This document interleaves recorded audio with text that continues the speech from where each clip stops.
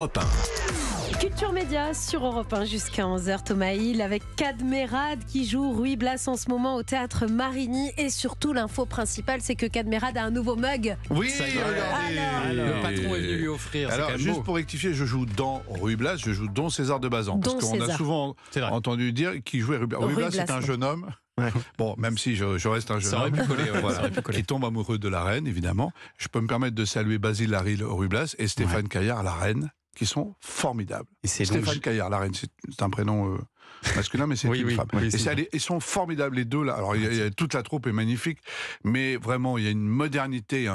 Ça y va, quoi. C'est une belle histoire d'amour. Et Jacques Weber en Don Saluste. Il n'est pas bon, lui, par contre. Non, merde. Oui. Il était trop concentré sur la mise en scène. Il a bâclé son... Souvent, d'ailleurs, il nous regarde jouer, quoi, parce qu'il c'est dur d'être metteur en scène et de jouer. Il fait ses commentaires pour la pièce. Presque. Non, mais il est extraordinaire. C'est un acteur magnifique. Moi, je suis très heureux d'être avec ce grand monstre sacré. Allez, c'est l'heure de votre portrait sonore. Quelques petits sons qui vont vous rappeler de grands souvenirs. Voici le premier. Faut mettre le casque ou pas? Comme vous voulez. Ah bah oui. Ah bah c'est mieux avec le casque. Vous avez fait de la radio, vous, non? Ouais. Ah oui, avec monsieur. Enfin, dans la même radio. Juste dans la même maison. Ouais. C'est un album live qu'on entend de Deep Made in Purple. Japan. Voilà, et c'est ça qui vous a donné envie de faire de la musique, Cadmerade? C'est-à-dire que oui, c'est un choc. C'est un choc ce groupe Deep Purple. Ouais. Alors il y avait Led Zepp en même temps. Mais nous, on était Team Deep Purple. C'est un choc. C'est tout. Et le solo de batterie qui doit faire 20 minutes à l'intérieur, dans le morceau qui s'appelle The Mule, de Ian Pace, qui était un batteur, qui est toujours d'ailleurs. Et moi, je m'amusais à le reproduire, le refaire, et j'ai eu envie de faire de la batterie. Vous avez été batteur dans plusieurs groupes, hein? Oui. Les Gigolo Brothers. Oui, plusieurs groupes. Les cravates, Hysteresis. Ouais. C'était à l'époque, il y avait Genesis, donc il fallait bien qu'on ait un truc en his. C'est ce que c'est Hysteresis? C'est un truc en physique qui sert à rien. Enfin, bref. Mais ça fait un peu rock. Et l'emblème du groupe, c'était deux serpents qui formait un H d'hystérésis. Ah ouais, non, mais ça va loin. Rock progressif, quoi. Un peu. Ouais, voilà. Il n'y avait pas de chanteur. On fait des maths. Il n'y avait pas de chanteur. C'était très mélodieux, avec des longs trucs. Bon, c'était super. Vous parliez de radio, écoutez. Petite fille de la plage. Oh la vache. Petite fille du rivage. Philippe Jantrel. Le dernier live d'ailleurs de Philippe Jantrel, votre personnage de vrai faux chanteur dans Rock'n'Roll Circus avec votre ami Olivier Barou, diffusé, c'était en public, hein, tous les mercredis soirs. On avait fini par faire des sketchs en live à la radio. C'est parce que c'est moi qui dis, moi je veux qu'on me voie, j'en ai marre qu'on m'entende, mais je veux qu'on me voit jouer. L'acteur, il faut qu'on le voit quand même. Bien sûr. Et d'ailleurs, il paraît qu'il y avait des petits problèmes d'ego à l'époque entre vous, non? Ça a mis un peu de temps à se caler entre vous. C'est difficile. D'abord, Olivier, lui, c'est un... Je vais essayer de pas trop le choquer ce matin, mais c'est vrai qu'il arrivait, lui, plus comme un auteur. Alors ça continue d'être le génie du duo, si je puis dire. Lui, c'est le créateur, moi, je suis la créature, en fait, si on devait nous résumer. Et Olivier était moins à l'aise, on va dire. Moi, je faisais déjà du théâtre, j'avais été au Club Med, j'avais fait Géo, j'avais fait... bref, ça veut dire quoi? Bref. Bon, je sais pas. Donc, il faut imaginer, en fait. Vous voyez ce que je veux dire, quoi. Allez-y. Réponse A. J'allais faire du ski nautique. Réponse B. Du tir à l'arc. Réponse C.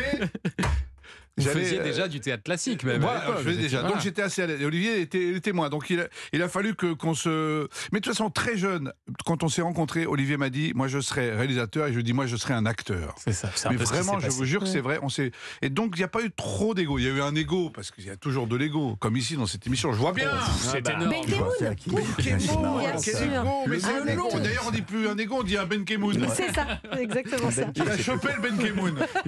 Parlons un peu de moi, s'il vous plaît. Et alors, oui, on revient à vous parce que je suis venu comme j'ai traversé plusieurs arrondissements.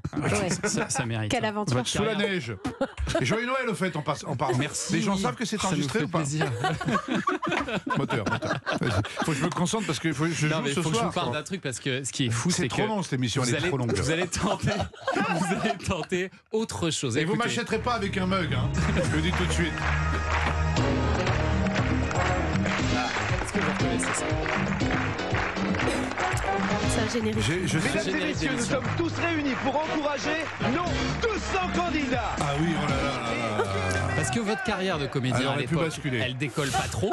Et du coup, vous tentez autre chose. Vous tentez de remplacer Nagui dans Que le meilleur gagne. Vous avez passé comment vous avez appris ça? Parce que ça c'est quelque chose quand même qui est assez secret, dont je veux surtout pas qu'on raconte, parce que j'ai un peu honte. Non, j'ai pas honte du tout. Non, mais ce qui est fou, c'est que vous auriez pu devenir animateur télé. Tu sais, quand vous êtes acteur, comédien, vous voulez travailler. Donc moi, j'ai fait plein de castings de pubs. J'ai été viré souvent. J'ai fait de la pub pour la Française des Jeux. Personne ne sait, mais on me voit un jour pour une émission, un jeu de grattage. Voilà. Bref, et un jour, on me propose, c'était pour remplacer, enfin pas moi, mais j'ai fait partie du casting de Que le meilleur gagne. Et avec Laurence Boccolini aussi. J'aurais adoré faire animateur de télé, moi. Et vous auriez été excellent. Mais oui, ça vous va tellement bien. Quel souvenir vous en gardez de ce casting? Ça s'était bien passé? Oui, très bien, mais je ne sais pas pourquoi j'ai pas été choisi d'ailleurs, parce que j'étais plutôt bien. Mais heureusement d'ailleurs, parce que peut-être que j'aurais fait. C'est ça qui est fou. J'ai rien contre les animateurs de télé, mais j'avais vraiment envie de faire du théâtre.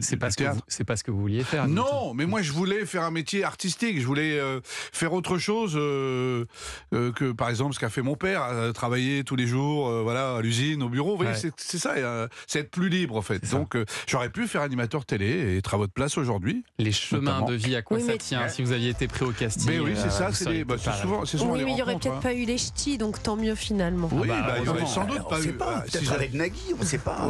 Les ch'tis avec Nagui. C'est possible. Ou Laurence Boccolini, bien sûr. Vous avez raison, c'est souvent une histoire de rencontre et de chemin, et ça c'est terrible. Personne ne peut décider. Restez avec nous, Cadmerade, dans un instant. Je sais pas. J'ai plus envie. En fait, j'ai plus envie. Est-ce que vous avez envie d'écouter de la bonne musique? Ah oui. Eh ben ça tombe bien parce qu'il y a Joe Hume qui arrive. Donc vous allez au moins rester pour les 10 prochaines minutes. Je vais remplir mon mug de quelque chose. Oui, on va mettre quelque chose dedans. On a du café, du thé, ce que vous voulez. On verra. Le café il est bien dégueulasse. Mais je vais essayer autre chose. Culture Média, c'est jusqu'à 11h sur Europe 1 avec Cadmerade. À tout de suite.